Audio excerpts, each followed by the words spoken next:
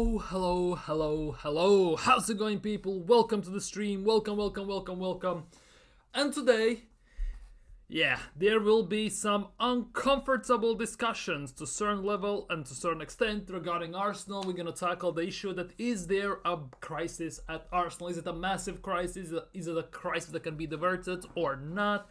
We're gonna talk about the top four race because let's be real, Arsenal, as much as we are 7 points behind Liverpool only because Liverpool, yes, they drew in the last seconds against Everton because Everton scored the last second goal.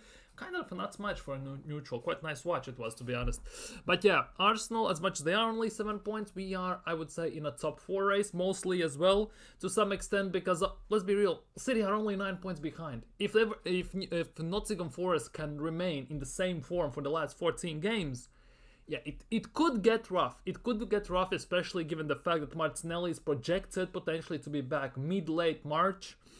And everything, and some other players have it out to full extent. It's not looking good. So we're gonna look at that. We're gonna look at, of course, as I said, top four race. We're gonna look at potential new contracts and everything for certain players. We're gonna look at the league table, and ultimately we're gonna talk about today about the crisis and is it possible for Arteta to save this season to any extent? Because based on how we're looking now, based on injuries, based on everything, at best, I would say top four is at minimum top four should be the target, but yeah, it's a big question mark under it all, of course. Big up, coach, big up, my guy.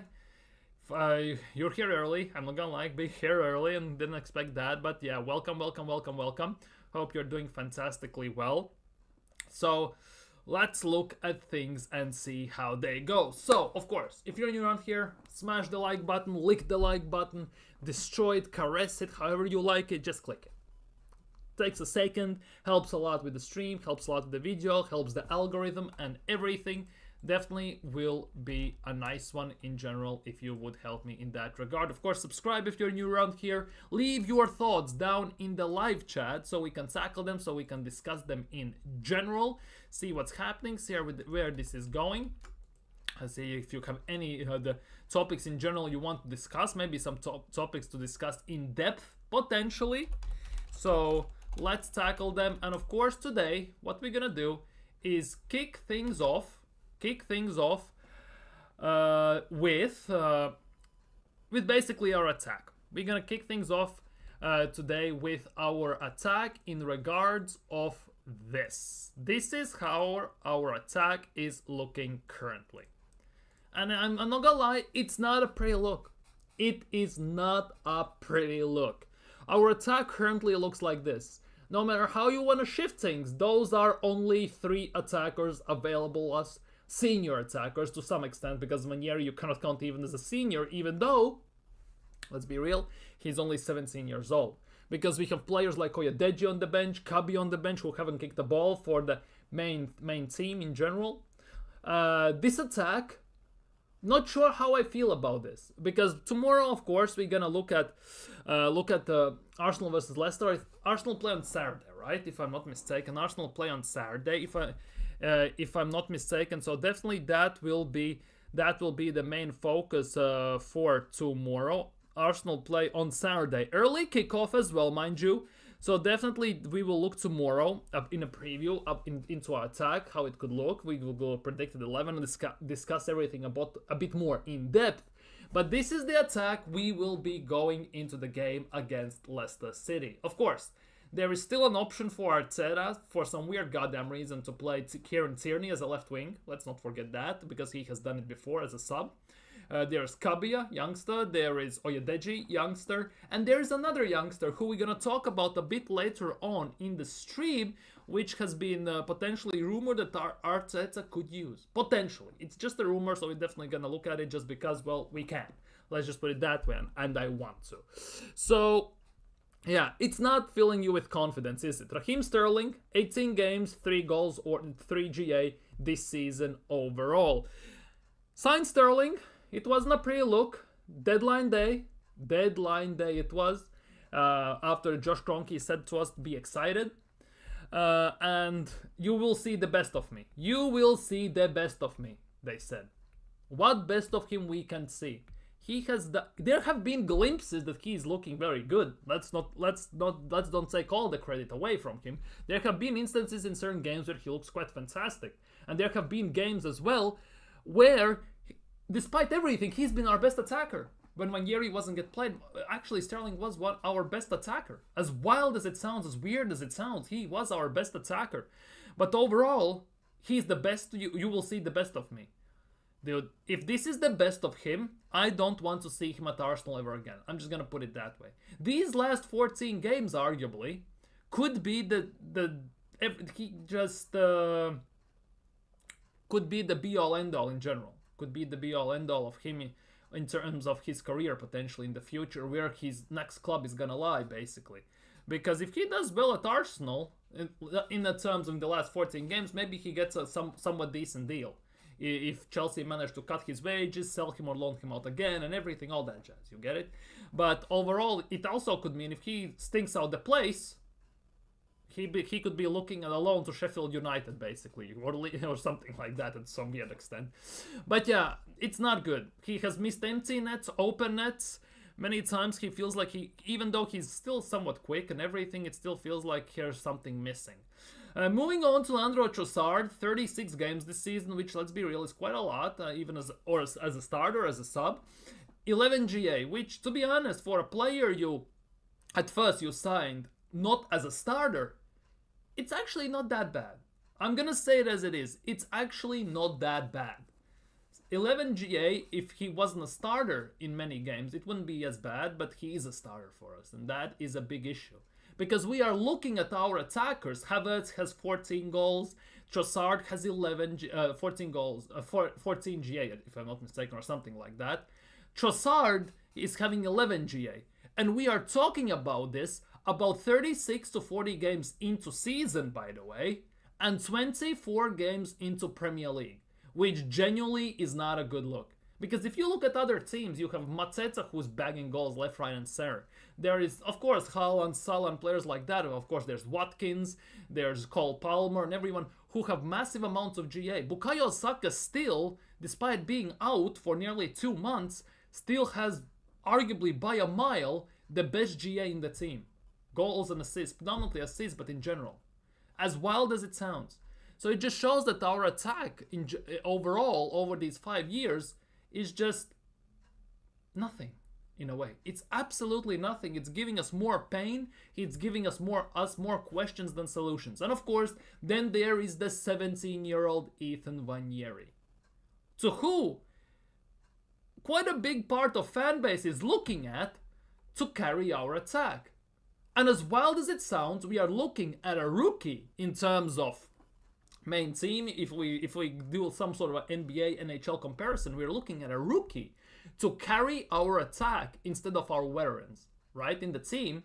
And on top of that, we are not looking at our captain to get us over the line, to carry the team, to basically pick up us higher to some extent. We are looking at a teenager, 17-year-old guy who's not even 18 yet, who cannot drive legally or drink legally. Obviously, he's a sportsman, even though they drink, but you get what I mean. He's not even dressing in terms of changing into his kits and everything in the dressing rooms together with the main squad, because he cannot and everything. Like, this is not a good look for Arsenal in general. This is not a good look. Big up Kwame, this is the worst ever in our history of Arsenal FC without any frontlines such as Saka, Martinelli, Havertz and Jesus. A total mess. You could say that. You could genuinely say that. But let's be real, if we look at our attack, boy, would we love if we had someone like, for example, again, if we would have someone like Giroud up top. That would be phenomenal. We are missing someone like Giroud up top. Someone like, to some extent, I even miss Marwan Shamah. I'm not gonna lie, I miss to some extent Marwan Shamah. And now it comes to the fact that we have sold Balogun. We sold Balogun to keep Nketiah, gave him 100 bags a week. We sold Mika Biereth, who at the moment he would have the perfect opportunity to play. We basically let go Chidobe Martin as well, who actually at the moment would have a proper chance in the main squad if he didn't leave, as wild as it sounds. And while we are on Chidobe Martin, for Arsenal's under 18s, our under 20s team in the cup, right, for the under teams. United are playing Arsenal, by the way. They got picked out to be Arsenal versus United. So basically, Chidobe Martin and Nichols are both going to play against Arsenal. I think it's Nichols, right? Aiden Heaven. No, it's Aiden Heaven. Heaven and Chidobe Martin are going to play against Arsenal. Sterling will help us, dude. One can only hope. Because this is all we have. This is all we have. Basically, you ride or die at the moment. I'm not going to lie. Sterling isn't good enough. Trossard is on and off, and Ranieri is still learning. That's the biggest issue. Sterling is not good enough. He's not it. He's way past the point. Leandro Trossard, if we took generally on average, he's good or fantastic in 2 out of 10 games.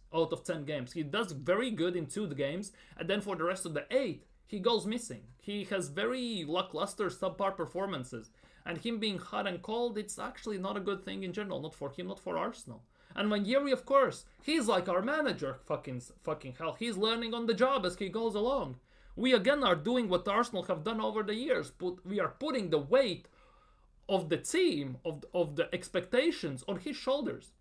And the worst part is we are not putting this weight on our captain, Odegaard. We are not putting this on experienced veterans like Sterling or Trossard. We are doing this to a teenager. We are doing this to a youngster in our team.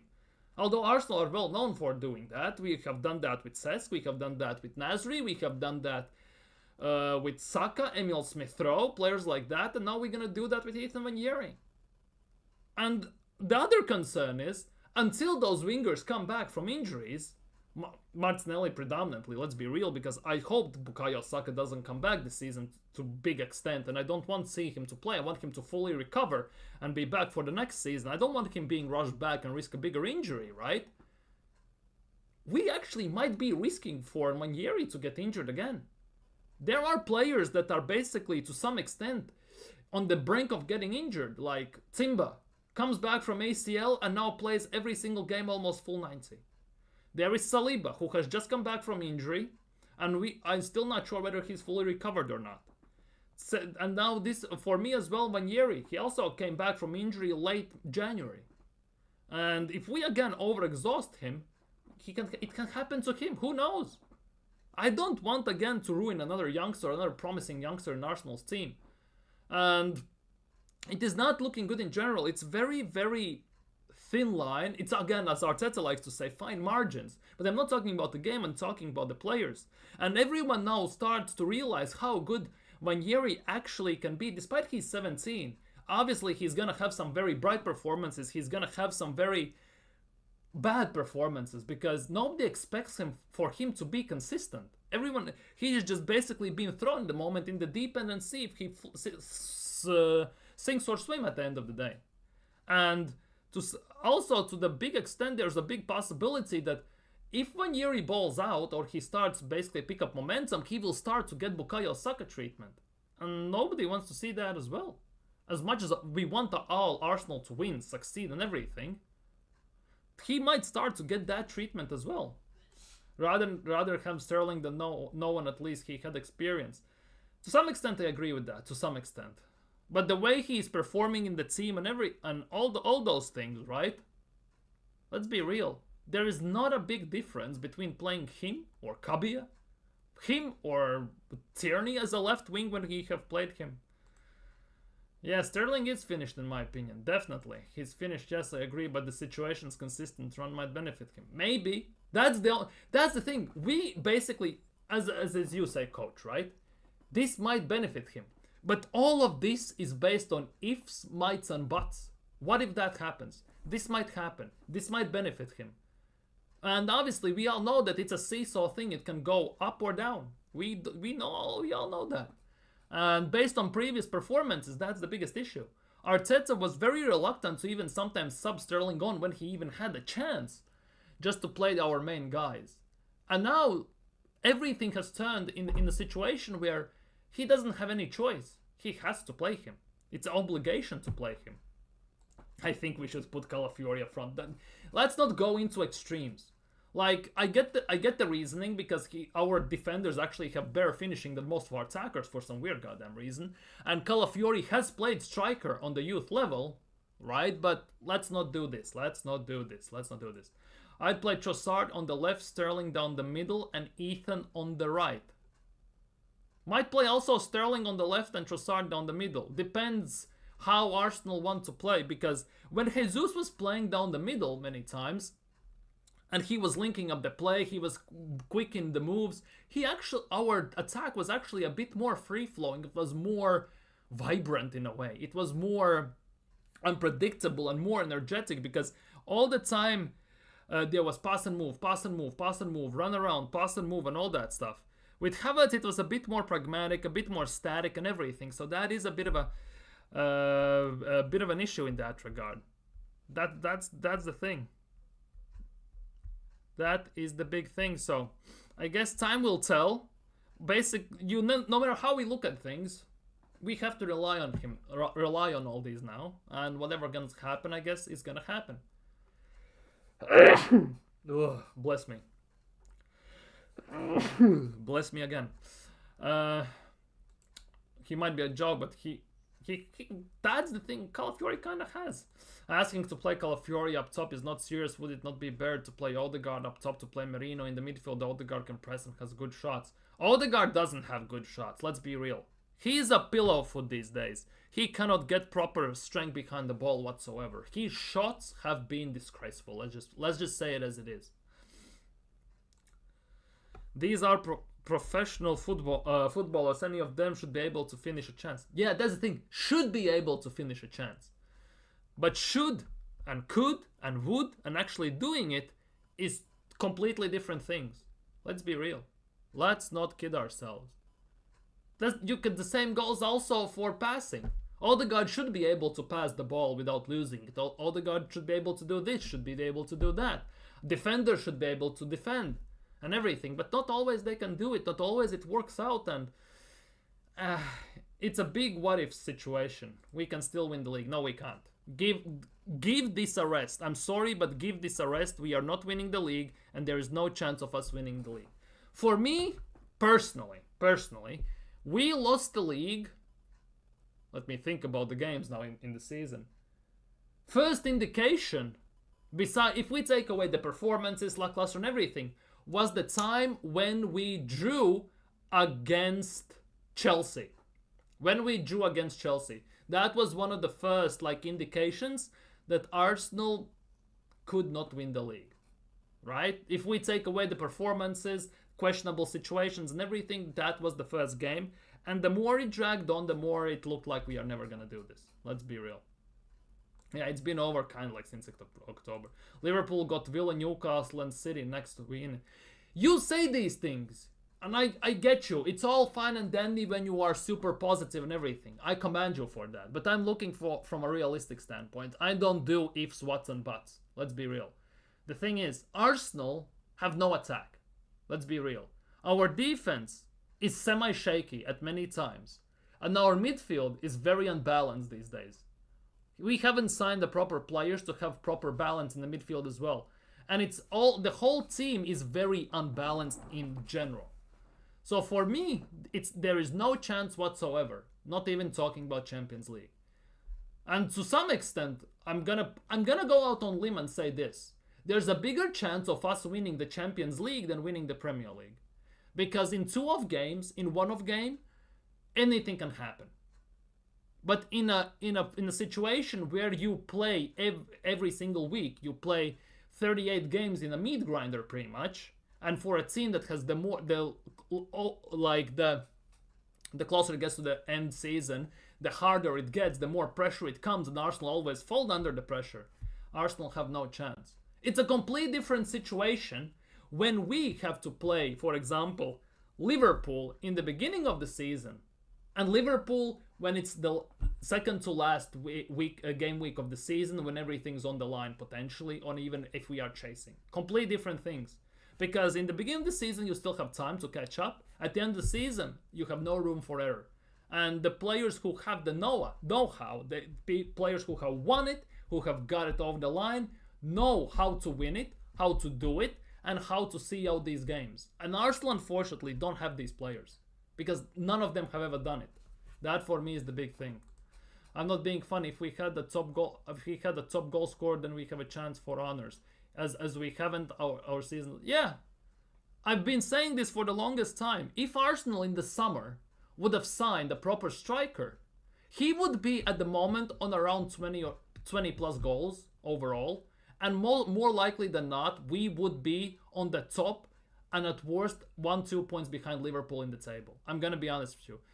Just the sole reason, to some extent, why we are not there is because we don't have a striker. Because as much as Havertz has 14 GA, and 14 GA in all competitions, he has 19 GA in all competitions, I think. Wait, let me check this so I don't waffle as much. So I speak actually fact.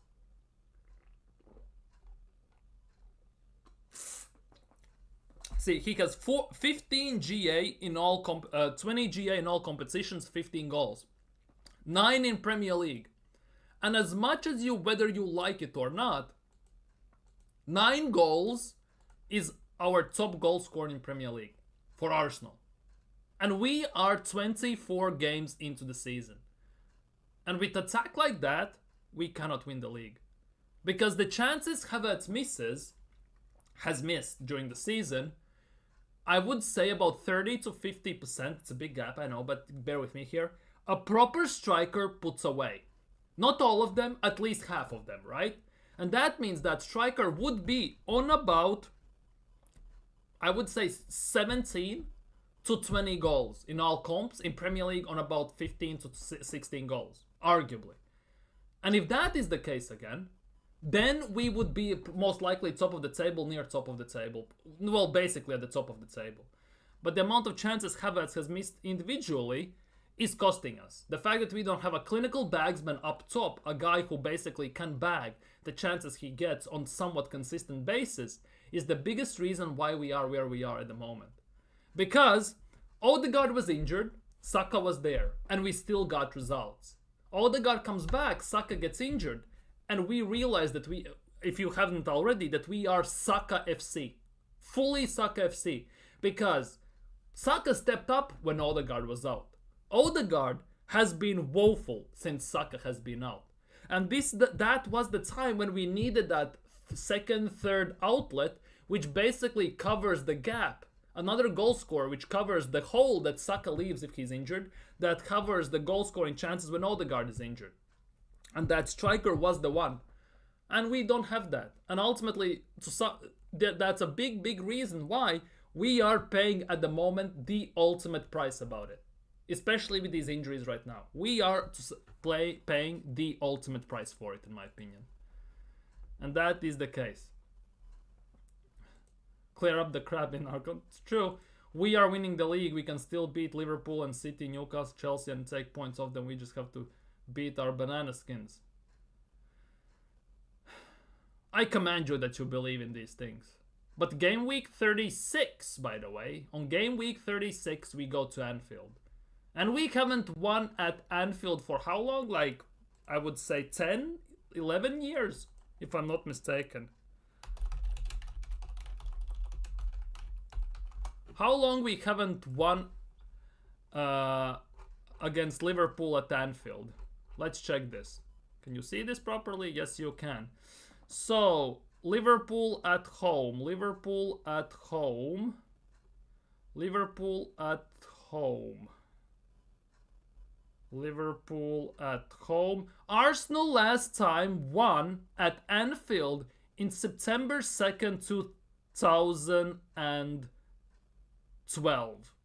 2012. It's been 13 and a half years since the last time we won at Anfield. That's how long it's been. That's how long it has been, and that is already many things you need to know. And let's not forget, game week 37, the game after Liverpool, is Newcastle at home, and the last game of the season is away game against Everton. And we all know how we do against Everton away. We all know that. Let's be real. No, it sucks. So whether you can't say we won't win because that's an if. You say, I know we won't win it. I know it. I can 100% guarantee we won't win the league. Pretty much. Because to win the league, you need to score goals, you need to have consistency, and you need to defend.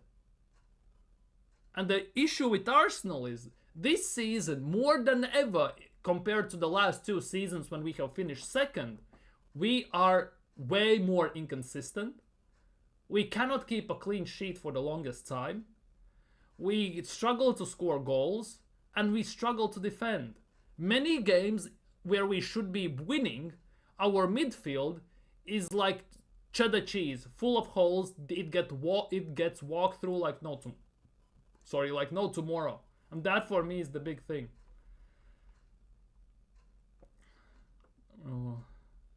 We will definitely can win honors if we have. Yeah, that's for me. We need a striker to win honors. That for me is the case. Liverpool have Salah, City have Haaland, Villa have Watkins and Bailey. Yeah, let's be real. Nottingham Forest has Chris Wood. Let's not forget them, that they are there. Arsenal at striker, we have no one. Genuinely no one. Because even if Jesus and Havertz were fit, we still don't have a striker up top. Because none of those guys are proper strikers. They are a makeshift type of strikers who you cannot fully rely upon to win leagues. Because let's be real, the team that wins the league 99.9% of the time has a proper striker. Chelsea had Drogba.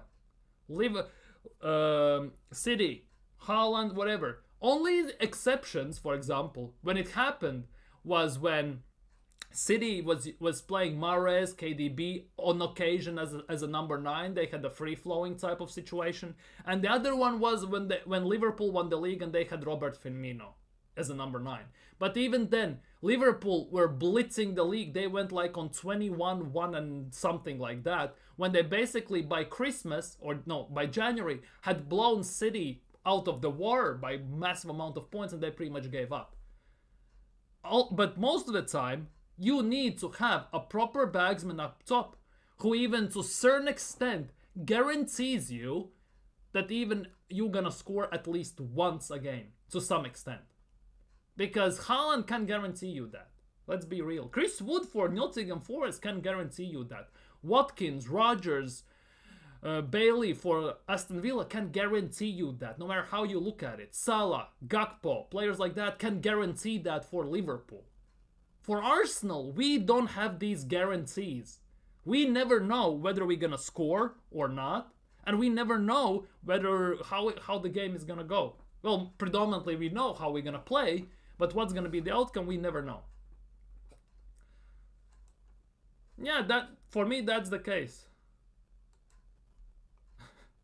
No, I get you. Don't get me wrong. I totally respect what you believe in and what you're thinking. For me personally, season is over. As I said, for me personally, we have a bigger chance in winning Champions League than Premier League. Because in cup competitions, even though Arteta sucks in those, especially in second legs, where his record is utterly atrocious, still, in 2 off games, there are things we can do. Anything can happen, let's be real. But as I said, in Premier League, when you have a massive amount of games, where each game builds up on the next one, and basically that at the end of the season determines the outcome, Arsenal are not ready for that. Still after 5 years, 800 million, Arsenal are just not ready for that.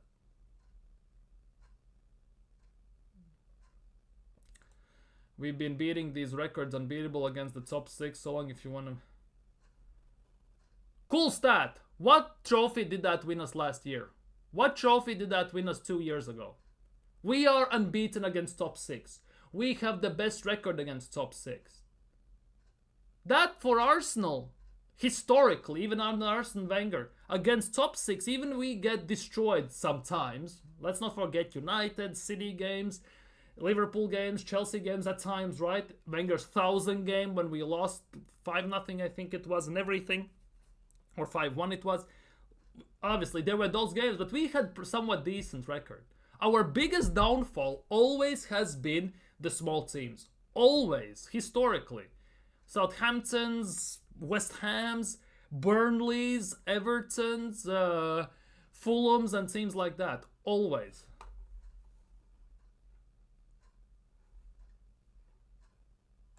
My logic stands. I don't know what you're on about. My logic stands. Getting a draw at Anfield means nothing. We are not getting closer to them. Means nothing.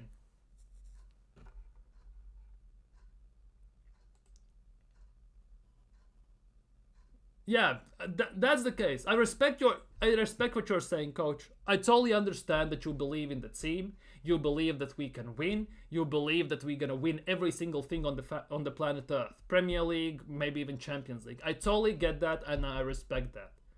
For me, the season is over. And I just gave my reasonings why, and that's about it. Exactly. Season is over for me, but not for you. That's all it is. Let's talk at the end of the season. I have no problem sitting here, holding my hands up and saying that Arteta did a good job if we won the league. I have no problem saying that. I can admit when I'm wrong, and I don't care if anyone laughs at me. I can take it. I've been in 10 times, million times worse situations in my life. If I was a manager, where would you strengthen? Oh, bloody hell. Depends, basically. Things I would sign, first of all, would be a striker, a Saka backup. Overall, for Arsenal, the way I see Arsenal, we need about 6-7 signings currently. We need a striker, we need a backup for Saka, arguably a new left winger, we need a proper number 10, we need a left 8, we need a backup for Saliba, we need a goalkeeper, secondary, that's 6 already.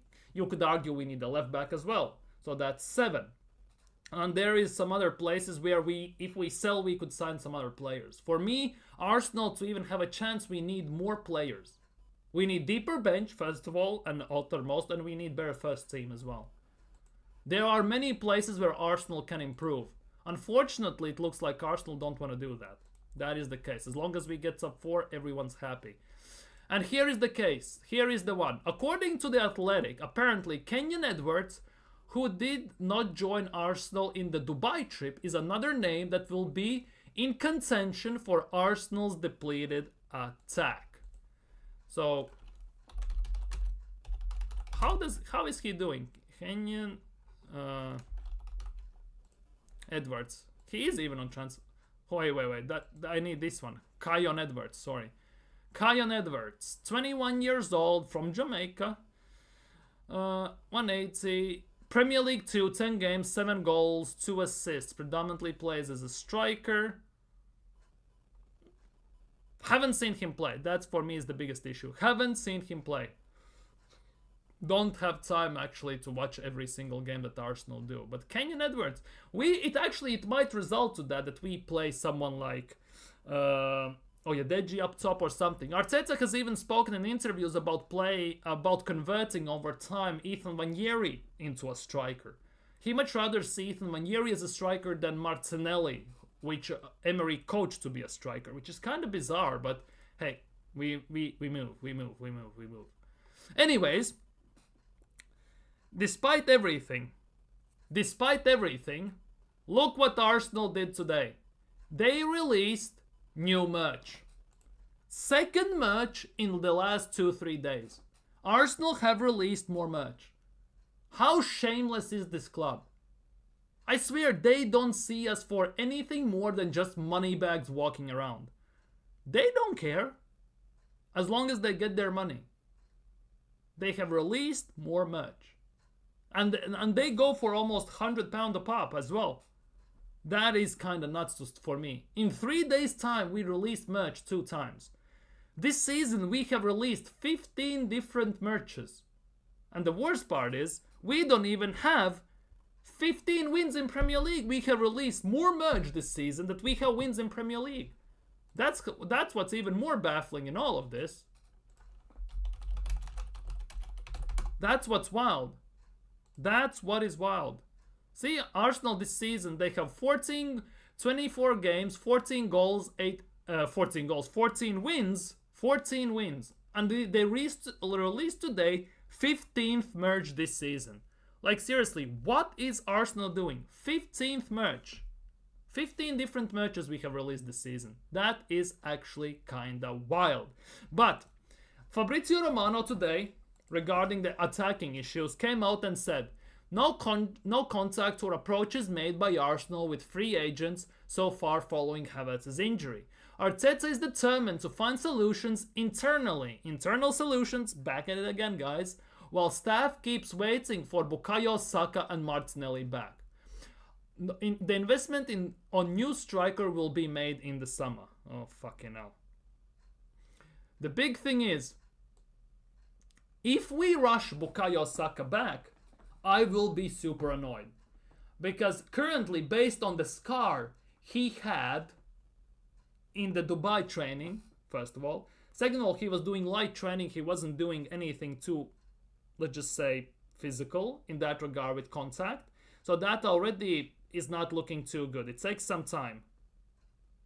That is the big thing. That already takes quite a bit of time. So on top of that, this might be an unpopular opinion personally, but I don't want to see Bukayo Saka play this season at all.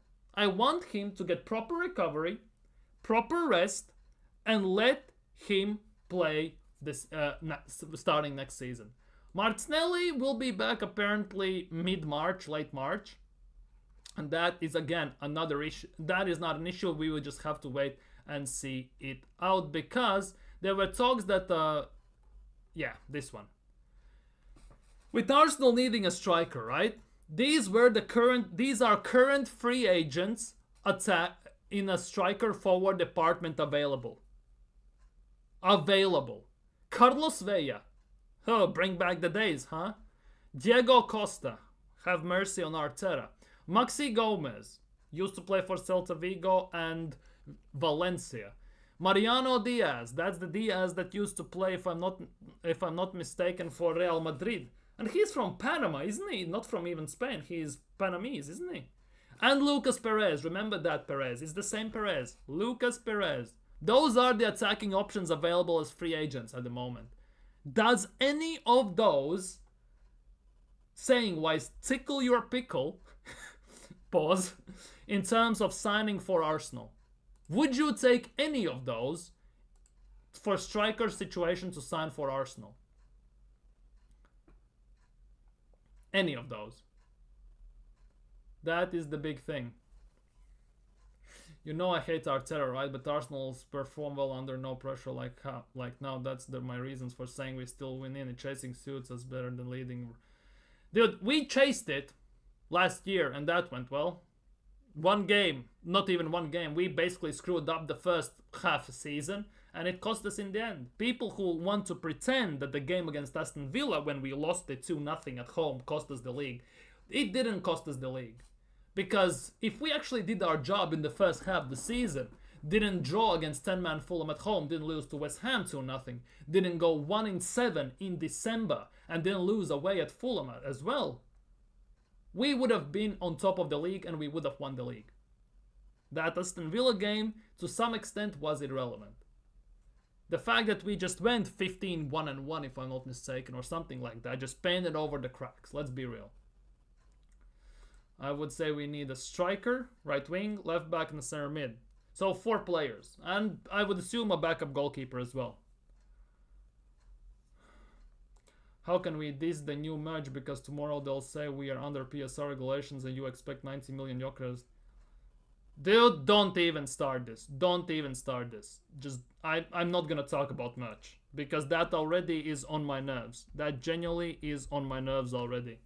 Merch is merch, but they release it all the time, first of all, which I'm not against. But the fact that we are playing as we are playing, even though we are in second in the league, the situation we are currently in, and we cannot even sign proper players, not even on loan, but in general, it's a piss take. This club is treated like a cash cow, ultimately. We all know that. Kroenkes don't care about winning trophies. Stan Kroenke said himself, we bought Arsenal not to win trophies. I didn't buy Arsenal to win the trophies. That's what he said. This is a business to them. They run this business in a way that they get the money so it can support the NFL team, NHL, NBA, and everything. Nikola Jokic plays for Kroenke's team, one of the best, if not the best player. Well, last year he got MVP of the season. One of the best, if not the best played player in the NBA currently. Where is Arsenal's Nikola Jokic? Where is Arsenal's Nikola Jokic, for example? Let's just put it that way. Where is Arsenal's Super Bowl win? Where is Arsenal's NHL trophy? Where is our trophies? Where are they? Yeah, coach doesn't support Arteta. He just believes in the team overall, but he doesn't support Arteta.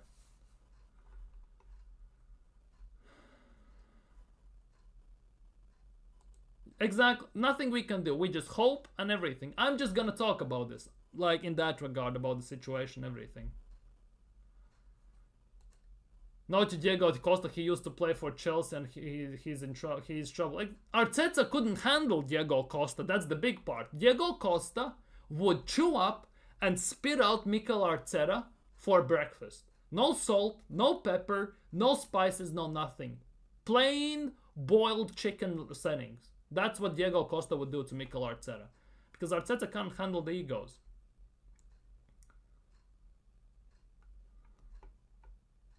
Yeah, Kroenke is out 100%. No, I'm not saying they don't have to sell merch. I'm saying the way they shove this down our throats all the time, 15 times, that is, in my opinion, way too many, first of all. I would... 7, 8, okay, cool, but 15 times? And on top of that, haven't you noticed that predominantly this merch drops when Arsenal are in deep shit? Usually. We lose, we don't sign anyone, we don't do what's necessary, something like that. It usually drops then. That's the biggest thing. And that's the last time I'm mentioning merch today on stream. Don't even care. Yeah, Costa would pull a Zidane on Mikel Arteta, 100%. 100%. But yeah, it's like, the options are not that good as well there, let's be real. Now, this is the thing. One of the most hyped up and PR'd players in Arsenal's team, if not the most, to some extent, is Max Dauman. He's being very highly regarded in Arsenal's hierarchy and everything. He gets so much media attention. It's actually, you would think he's like Lionel Messi of Arsenal to some extent.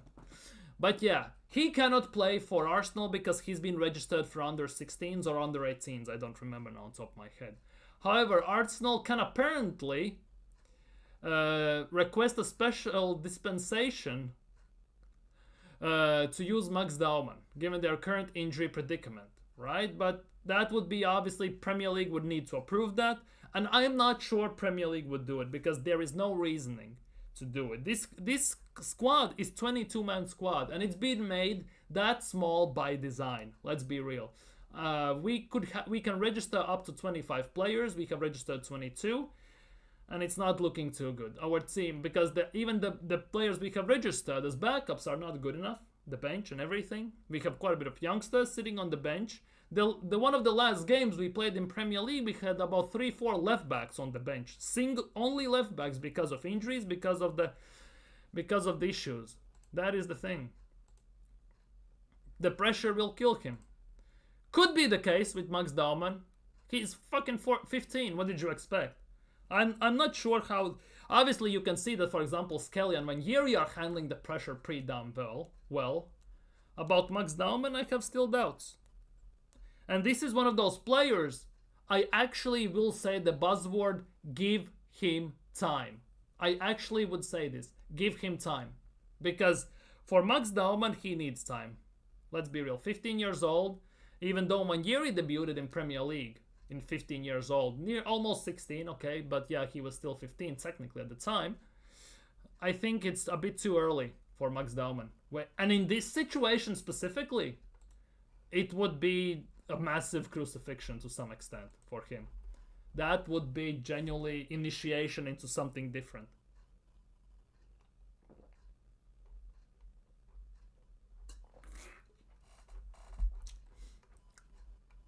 So, this doesn't concern Arsenal or anything, but this is something I'm obviously follow Italian football, but this is something I saw today on my Twitter's Twitter lineup.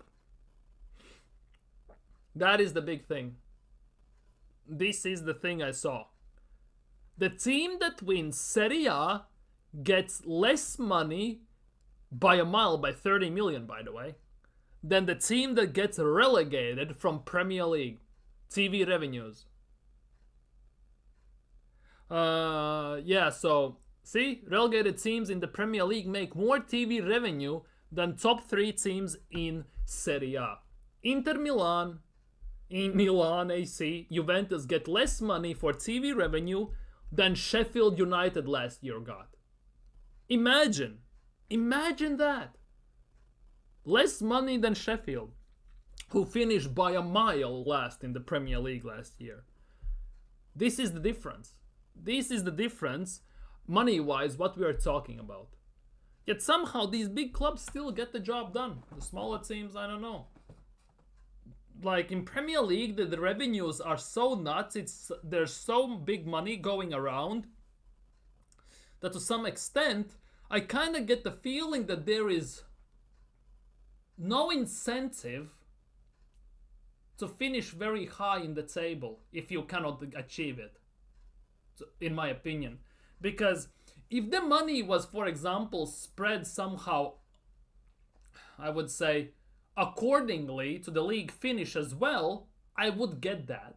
But it isn't. It's very, very, it's very, very vague in terms of that. Because you get relegated from Premier League, you still get 142 million, and just for TV revenue. That's not including, I would assume, the extra parachute payments you get, right? Which means the team that gets relegated, they have bigger chance next year coming up. To some, obviously, right? So this is actually kind of insane. This is embarrassing. This is utterly embarrassing, I'm not gonna lie. And the best part in all of this is, Inter Milan, AC Milan, and Juventus would dance circles around those 3 teams, by the way. That is also the big thing. They get less money, but they would be absolutely annihilating those teams. It's actually kind of nuts when you think about this. This is actually kind of nuts. This is legitimately nuts. My lineup will be tomorrow. Tomorrow preview we'll have against Leicester City. Yeah, FIFA needs control this, but they cannot do much because the TV revenue comes from FA, doesn't it? So FA kind of has monopoly in that department, and FIFA cannot do much about it, if I'm not mistaken. So yeah, it's a bit of a rough one, isn't it? It's a bit of a rough one. I don't know how Premier League could actually kind of dispense the money in terms of that, but they should be doing something to spread the money and to give more incentive for these smaller teams to give a damn, basically to give a fuck, ultimately at the end of the day. Because if I watch almost every single league, in Premier League I don't see it as much, by the way. I don't see it almost at all. But for example, in La Liga, when I watch La Liga, the 18th place team are massively going toe-to-toe with, let's just say, Atletico Madrid, Real Madrid, Athletic Bilbao, teams like that. And they are not afraid. They actually go for the win. They actually control the ball. They attack. They create chances. In Premier League, when this happens, let's just say Sheffield plays against Arsenal, Sheffield just park the bus and pray for the best at the end of the day. And that is not a good look for anyone. That is not a good thing for the league as well.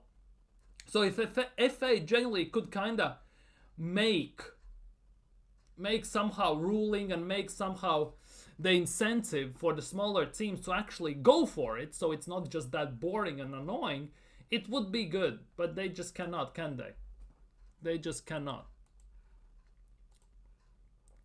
Anyhow, on brighter side of news to some extent, Arsenal are close apparently to reaching agreement over a new contract with Leandro Trossard. Obviously, the last time we heard about this was a time when Leandro Trossard basically said no. He basically threw the contract back at Arsenal and said that it is not good enough. Apparently, the contract length, according to rumors, whether it's true or not, I have no idea. But according to rumors, obviously, the contract length is not gonna increase too much. The salary will, though. Salary apparently will have some bigger improvements in those terms. And if I'm not mistaken, Trossard at the moment at Arsenal is on what, 90 grand a week or something like that. I think he's on 90 grand a week, if I'm not mistaken. Trossard is on 90 grand, I think. Let me check this quickly.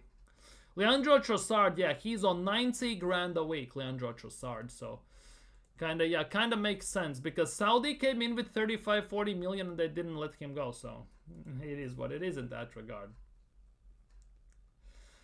Arsenal is my only team that I have support. 51 years, that is genuinely admirable, Kwame. Big up to you. Big up to you. 51 years. Yeah, that he has seen it all. He genuinely has seen it all. From all, he has seen 1, 2, 3, 4, about 7 managers at Arsenal you have seen, or 8, if I'm not mistaken. That is quite a much, because I have seen Wenger, Emery, Ljungberg, and Arteta now. That I have seen 4, technically. Let's just put it that way. He has seen about 8, I think 8, if I'm not mistaken. Arsenal also didn't used to be the team who had like insane amount of coaches as well. They used to change coaches. Now, just for recent times, they're just changing them for these times. I like to have a team in all big leagues because Premier League ain't the only league with a good football. I love watching good football. Bournemouth this season have impressed me. Yeah, Bournemouth and Nottingham Forest are absolutely on fire this season. They are balling to some maximum extent. La Liga is fantastic to watch.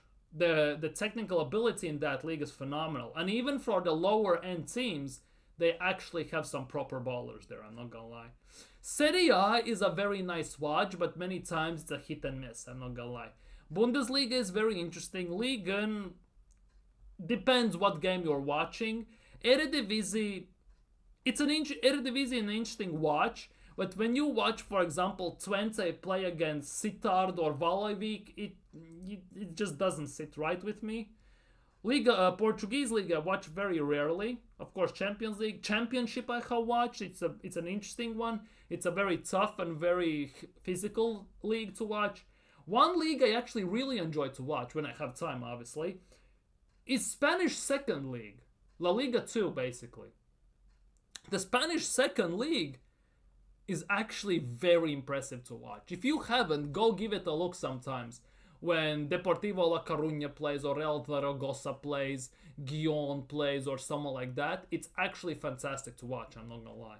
Almeria is a good watch as well. Those teams are very fantastic to watch. Second Spanish division teams actually have some proper ballers there, and they play very nice football as well.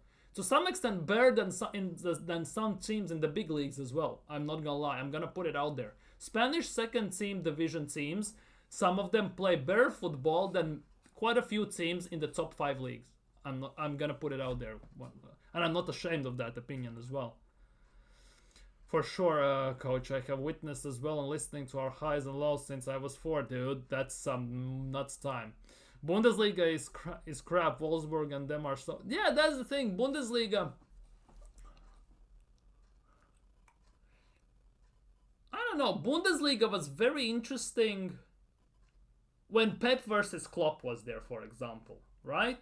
At that time, it was somewhat interesting that, for example, Borussia Dortmund team for 2012, 2013, 2014, the Champions League run and everything. At that time, yeah, obviously Bundesliga's issue is the fact that Bayern wins it all the time, for peeps' sake. Just last year, obviously, Bayer Leverkusen went invincible and won it. This year, it looks like Bayern Munich are going to win it again, of course. But overall, it's a 50-50. The lower end teams, for example, Eintracht play decent football. I don't mind that. I don't mind watching them. Obviously, the big teams to some extent as well. It's an interesting one. Yeah, La Liga 2 is very good. Yeah, Huesca plays very nice football. Huesca plays nice football. Deportivo La Coruña, Almeria are nice watch. Almeria also have signed some very decent players since they got relegated as well from last year. To be honest, if Almeria had a striker, they actually would have stayed up. The way Almeria were creating chances, they just didn't have a striker up top last year to put them away. I would say Almeria would have stayed in La Liga. Their biggest issue was that they don't have a striker, ironically, just like Arsenal, but it is what it is. So I think with Almeria, that was the biggest issue last year. Because I was watching the game at Santiago Bernabeu. They should have been 3-1, 3-0 up, 3-1 up. The referee just screwed them over big time. That was a robbery of the century. The way Jude Bellingham basically won an Oscar for that dive on the foul and everything, it was nuts. I remember Hummel's team was class. Now Dortmund couldn't beat Fulham. Yeah, that is the case. The team when there was Hummels, Piszczek, Błaszczykowski, Lewandowski, that Polish right side with the Polish phenomenal striker up top, Gundogan, Götze, Royce before he got injured consistently, Andre Schürrle, players like that, Weidenfeller of course in goal. It was actually very fantastic to watch those days. And that Champions League games over 2 legs against Malaga, when Malaga were fantastic, remember when with Camacho, Roque Santa Cruz, Juanmi, Isco in his prime to arguably before he went to Real Madrid, and everything. That semi-final was actually insane, to say the least. Cadiz, decent, but it's not my favorite team, I just put it that way. Palermo coming good again. Slowly. Let's just put it that way, slowly. But they're getting there. Como as well. They got promoted and all of a sudden they want to sign everyone. It feels that way. They tried to sign Rashford in January, as wild as it sounds. It's like I don't know what they're cooking there with Cesc Fabregas, but it might actually be very interesting to see what happens to them. Would you take Dani Ceballos? Yes, I would. Dani Ceballos, to be honest, he played for Arsenal on a loan. He was questionable, let's just put it that way. The change of league, the change of pace and everything really did him dirty there, I'm not gonna lie. But overall, he is actually a good player. He still is at Real Madrid. One of the players Real Madrid, despite everything, still have not sold. He's been quite consistent for Real Madrid, especially this year specifically. He starts quite a few games for Real Madrid in recent times with the center-back injuries, Tchouaméni being pushed to center-back and everything. He starts quite a few games. Very consistent, gets quite decent ratings as well. And he performs and I think at Arsenal, I would take him as a left 8. I'm not gonna lie, as a left 8 or as a 10, I would take him. I would love to see him at Arsenal, I'm not gonna lie.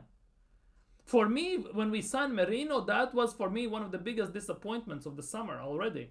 The summer window was crap as it was, I'm not gonna lie. But signing Merino was just not it. For me, it was Alex Baena, it was Fabian Ruiz. Those two were for me priorities, but I guess Arsenal had different plans in mind. Do you play FIFA? Yes, I have played every single FIFA since FIFA 98. Every single one. Now, obviously, for the last 2 years, it's EA FC, but I have played every single one. Football Manager, yeah, 25 is cancelled. Yeah, they got the new engine. Yeah, Football Manager got the new engine. It's a full revamp and everything. And for the lack of putting out a half-ass-ended product, they much rather would just give it more time and just basically polish it so it's actually a proper game. Let's just put it that way. So we will have to be patient. I think they might actually fully skip unless they release the although it's already too late. FA Manager 26 is gonna most likely be released a bit sooner than usual. FA Managers get released, but it's gonna be much better product. Let's just put it that way. Yeah, but Leandro Trossard is close to agreeing a new deal at Arsenal. So we have looked at this, and now I wanted to look at this basically. This is a table basically. Substitutions, how many substitutions teams make per game, right? And ironically enough, Arsenal are one of the teams that make, on average, the least amount of substitutions every single game.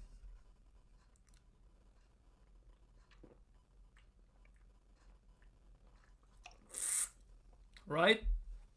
And even if we look deeper at that, the substitutions we make predominantly are the same ones. Because we don't have backups for certain players, so we make subs we can make. Trossard for Martinelli or vice versa. For Merino for Rice or for Partey. Sometimes Timber came on for White, Timber came on for Skelly, Calafiori for Skelly, Skelly for Calafiori. The usual substitutions, basically. And that basically takes all those subs. It's usually the same ones, rinse and repeat. Let's just put it that way. And that is the thing. That is also a big issue why. We don't have the backups for, let's just say, Saka, Saliba, of course. We don't have a striker and everything. And we have the usual subs, and that is, we must trust the squad. We are too and that is the case. And that's not on squad, that's on Mikel Arteta, because he has coached them that way. And the biggest issue in that regard is that Mikel Arteta is such a micromanaging coach, and he's such a stubborn coach that it's his way or the highway. And to some extent, I kind of get the feeling that our players are very afraid to express themselves. To basically say, screw Arteta's plan, we gonna play as we deemed suitable for this match. Because no matter what happens, predominantly we stick to the same plan, same situations, and same tactics. Every single time, nothing changes. And that is a big issue. There is no adaptability, no plan B, C, or D, no flexibility. You could say that is due to lack of substitutions, but let's be real, you should have some other plans in place to actually get the job done. And it feels like Arteta hasn't, because as soon as his plan A doesn't work, he starts to cross the ball. And he's crossing a ball when he pushes Kai Havertz out to the right wing, and Havertz crosses the ball to 5'8" Trossard in the middle. Where does that make sense? We had the same thing under Arsene Wenger as well, by the way. We had Giroud up top, we played tiki-taka and in-behind runs. As soon as Giroud comes up, we sub on Walcott, we start to cross the ball. It's complete backwards somehow. Who is your favorite player of all time? Oh. Good question. Good question. My favorite player of all time? I'm just thinking of players in my head, just too many, you know. I would say... I can't even pick one. I know that it's not Ronaldo or Messi, first of all. It's not Maradona or Pele. The obvious answer obviously would be someone like Thierry Henry or Bergkamp, but it's not those. Because if you ask me my favorite Arsenal player of all time, for me it's Henry and Bergkamp, right? Those two. World level, of all the players, I would say it's... One of them is Zinedine Zidane, and the other one is Ronaldinho. Zinedine Zidane and Ronaldinho. Those two. And from there, it's a bit of a 50-50 one. For me, it's Zinedine Zidane and Ronaldinho. Right, yeah. Yeah, I remember you coached tennis and cricket as well. That's kind of nuts. My favorite player of all time is the late David Rocastle. Yeah, may he rest in peace. Ronaldinho, yeah. Yeah, and Arteta is hella stubborn. And he has made 87 substitutions, by the way, getting back to point. But it doesn't stop there. This is the worst stat you can see, to be honest. This is the worst stat you can imagine as an Arsenal fan. Average minutes played by substitutions. And for Arsenal, it's 17 minutes. Again, one of the lowest amounts in Premier League. That is very bad, because we all know that Arteta usually makes subs around 65th to 70th minute. which gives that 17-minute time frame, doesn't it? Well, 20-25 minute time frame. He usually makes them around 65th, 70th, and then around 85th to 90th. And that instantly drags down the level. He doesn't change like mid-game, halftime substitutions he doesn't do, or 50th, 55th minute substitutions just to change the game or everything. And to be honest, he doesn't have anyone to sub on, so it kind of stands to a point, obviously. But this is a very worrying sign. And this is one of the main reasons why we have so many injuries. Because we usually play the players for full 90. And those players usually are the ones that don't have backups. Ironically enough. It's Saka, it's Odegaard, it's Havertz, it's Jesus. It's usually those that don't have backups. And those are injured most of the time. I have TikTok, but the thing is, I used to upload on it, but I don't anymore.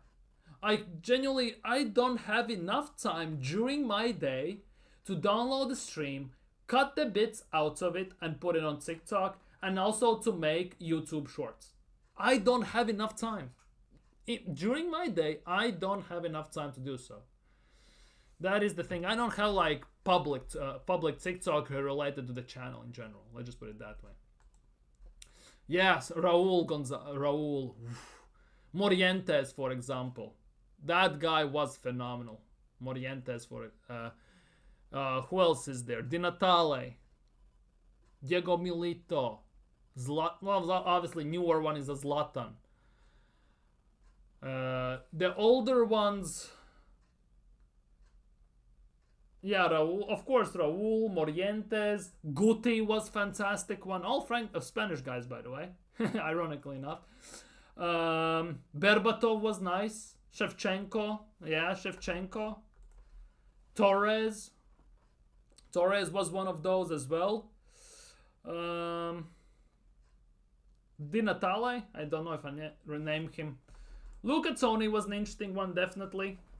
Of course, El Nino. David Villa, although he wasn't a striker per se, but David Villa, he was a fantastic one. Forlan. Who else is like and ironically enough, we name all these guys Del Piero, but then again, you have to name Zola. You have to name the other Chelsea one. Oh, I forgot his name. Fuck's sake, the Chelsea other one. Yeah, David Villa, he definitely was a beast. But you see, we name these players, right? And have you noticed that predominantly we are naming French, Spanish, Italian players? Obviously, I could name like England. England never doesn't have a proper striker. Obviously, there's Owen. He got ruined by ACLs. There is Sheringham. There is Lineker. But they don't have the same. It's not the same. Ironically enough, when you name these strikers, it's just not the same.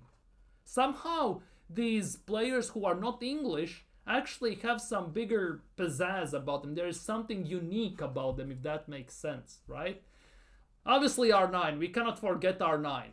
His knees were meshed up, but R9, obviously. Let's not forget about that one. We totally didn't name R9. None of us did, by the way. Nilmar. Then if we go Brazilian route, there's Nilmar. Some players like that. Zé Roberto. The days Joga Bonito and you are finito instantly. Now we have Isaac, Gyökeres, and dude. Comparative to that, it's just nobody to some extent. Yeah, the players that came for poor backgrounds. Those are the players that proved the most themselves. Now, Kante did that. Vardy did that. No, to some extent. James Rodriguez, like he's fallen on the face of the earth, but James Rodriguez was a baller. Yeah, and Adriano, and dude, Michu. Remember Michu at Swansea? One insane season and disappeared from the planet Earth, pretty much. One great season at Swansea, Michu. Remember that guy? Remember Andre Achawi when he scored? Yeah, 4 goals and 8-goal thrill against Liverpool. Yeah, 11 and 82 season. The days when we had ballers. And by the way, Arshavin was a January signing, wasn't he? So it just proves that you can sign good players in January. If I'm not mistaken, Arshavin was a January signing, of like, ironically speaking. So yeah, there have been so many ballers. I'm missing quite a few of them, by the way, on top of my head, definitely. Brolin, Voller, Gerd Müller. Who else is there? Smolarek, Brolin. Who else? There are quite a few. Genuinely insane. Yeah, Walcott was mismanaged. Yeah. To be honest, Walcott in this Arsenal's team actually would be kind of nuts. I'm not gonna lie. In this team, he would ball out. Genuinely. He would be balling out in this team. Ginola. Govu. Now if we switch to midfielders, this will be about 3-hour discussion, you know, like Ballack, Khalid, Kaká, Socrates, of course. It will be a 50-hour discussion, of course. So we cannot go through all of these. It's genuinely gonna take about 60 years. Yeah, Drogba for striker, 100%, 1,000 billion %. Yeah, Michael Essien, of course, Patrick Vieira. Let's not forget that. From the newer ones, Xavi, Iniesta, Busquets, you definitely cannot not name them in that category. Pirlo, Marquisio. There are billions of those. Schweinsteiger. Who else is there? Lothar Matthäus. If we go to England, then it's Lampard, Beckham, Gerrard, Gattuso, Italian, sorry, but Gattuso. Riquelme, George Hadji, by the way. George Hadji. Shout out to Marlon. Oh no, he's Albanian, never mind. George Hadji. Baptiste. Here we go. Eduardo. Yeah. There are so many insane players at the time. Insane players. And now we are just sitting here with, well, you realize that when we were growing up, right? It sounds weird when we were growing up. Sounds like we are like 50 years old. No offense, Kwame, by the way, right? But we grew up on George Hadji, Riquelme, Kaká, Zé Roberto, Jorginho, all of these guys, right? We grew up on all of these guys. And now when we look at even to Odegaard, right? Odegaard, Bruno Fernandes, and everyone. It's like, I realize that football technically is evolving, but compare those players to these players, you can see that the football has become very robotic.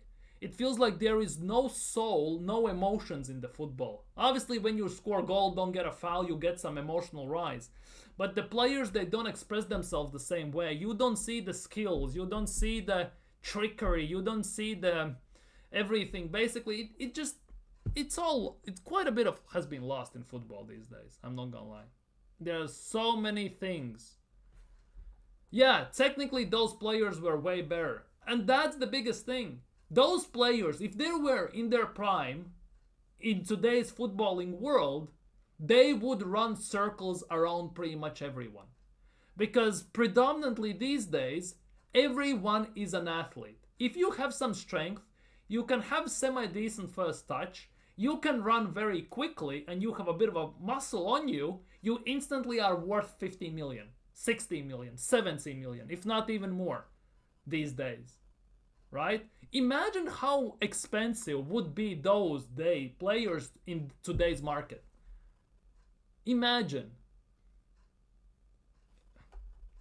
Big up Kwame.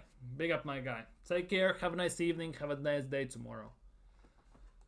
Exactly. No social media. I think Zlatan said that today's footballers predominantly do everything for clout, for TikTok, for Instagram, for the pictures and for the media. Those days, players played for passion, for fans, for football, because that was their life. These days, everyone thinks about brand deals, about money and everything. Obviously, it's important in life. I'm not saying that, but those times were different. I can guarantee you that, for example, Thierry Henry in today's market is 150, 200 million, easily. Dennis Bergkamp would be about, as well, 150, around 150 million, without shadow of a doubt. Player like Zidane would be 250 easily. Because the things those players could do on the pitch, no one else could do. That was something unique. Because these days, players on baseline are pretty much the same. As I said, they can run fast, they are athletes, they have some strength on them, semi-decent first touch, they can pass the ball for 2 yards, and they have somewhat decent shot if they hit the ball properly. And the worst part is you don't even need the weak foot as well. And they go for 70, 80 million. And if you compare those players to the players that, let's just say, I grew up on, it's actually embarrassing to watch sometimes. And that is the big thing, but hey, time goes on, we cannot live in the past, we must look at the future. But they were playing hangover dudes who smoked. That's the thing, but you don't think those players did the same thing? Remember Arsenal under George Graham? Everyone played hungover on 50 pints of beer and everything. They did the same thing. They did legitimately the same thing. They all did. Maradona, let's not even talk about that, what he did. Rest in peace and everything, but yeah. So, yeah, it is what it is, I guess. Time goes on and we have to accept the fact that football, it looks like is never gonna be the same, and we just have to live with it at the end of the day. Let's just put it that way. But yeah, I think on that note, Messi or Pele. It's very hard to compare. I've seen Messi play his whole career. I haven't seen Pele besides clips, besides some short videos. I haven't seen Pele play. I just have seen him running through everything. Basically, running through players like no tomorrow. I've seen the documentaries and everything, but I haven't seen like him play in general. So basically, from what I know of, I have to go with Messi, ultimately. Because personally, I can only compare players that I have seen to players that I have seen. Like, I cannot compare, for example, Johan Cruyff, for example, to Messi. Johan Cruyff to Wesley Sneijder and everything. I cannot. I have seen Sneijder, I have never seen Cruyff. I haven't seen Eusebio, I have seen CR7. Like, it's apples and oranges to a certain extent in that regard. Yeah. No worries. Big up, coach. Next stream is tomorrow. Arsenal versus Forest. Leicester versus Arsenal preview. We're going to talk about predicted 11. Things that can go wrong and can go right. Let's be real. Early kickoff as well on Saturday. So that's going to be a nuts one. Let's be real. So we'll see how this goes. But yeah, next stream is tomorrow. I'm live every single day. Pretty much every single day. 8 p.m. UK time. So yeah, time will only tell. But yeah, for today, I think that will be. Big up, coach. Big up, Kwame. Thanks for dropping by. Thanks for fantastic talks and everything. You've been fan-freaking awesome. Let's be real. If you haven't already, by the way, smash the like button, lick that like button, caress it and stroke it and all that stuff. Subscribe if you're new around here. Have a nice evening. Have a nice day tomorrow. Take care. Stay safe. And see you all tomorrow. Peace.